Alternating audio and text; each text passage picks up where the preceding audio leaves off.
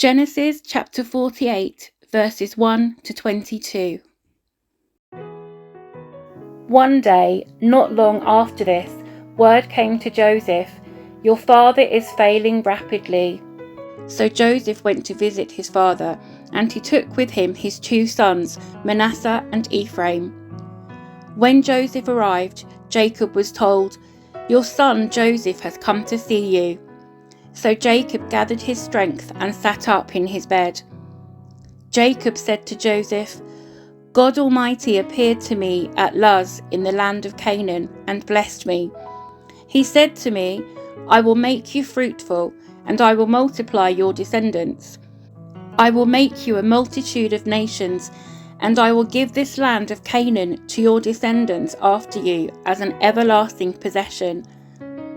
Now I am claiming as my own sons these 2 boys of yours, Ephraim and Manasseh, who were born here in the land of Egypt before I arrived.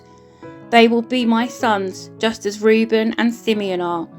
But any children born to you in the future will be your own, and they will inherit land within the territories of their brothers Ephraim and Manasseh." Long ago, as I was returning from Paddan Aram, Rachel died in the land of Canaan. We were still on the way, some distance from Ephraim, that is, Bethlehem. So with great sorrow I buried her there beside the road to Ephraim. Then Jacob looked over at the 2 boys. "Are these your sons?" he asked. "Yes," Joseph told him.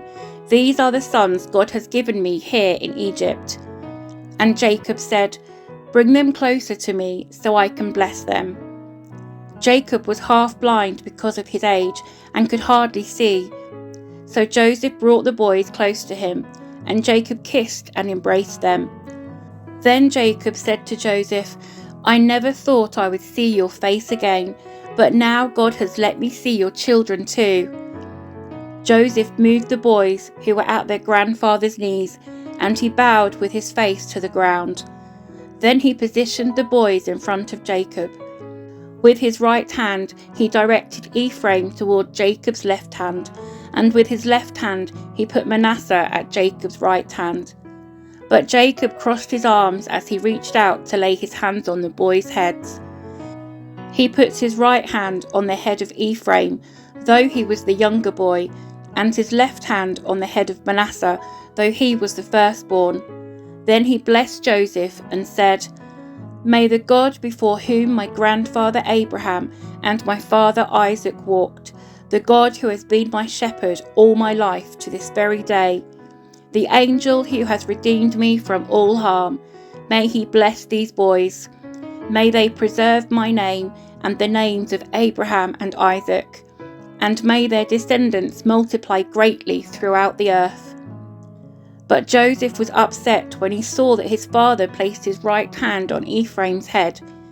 So Joseph lifted it to move from Ephraim's head to Manasseh's head. "No, my father," he said, "this one is the firstborn. Put your right hand on his head." But his father refused. "I know, my son, I know," he replied. "Manasseh will also become a great people, but his younger brother will become even greater, and his descendants will become a multitude of nations." So Jacob blessed the boys that day with this blessing: "The people of Israel will use your names when they give a blessing. They will say, 'May God make you as prosperous as Ephraim and Manasseh.'" In this way Jacob put Ephraim ahead of Manasseh.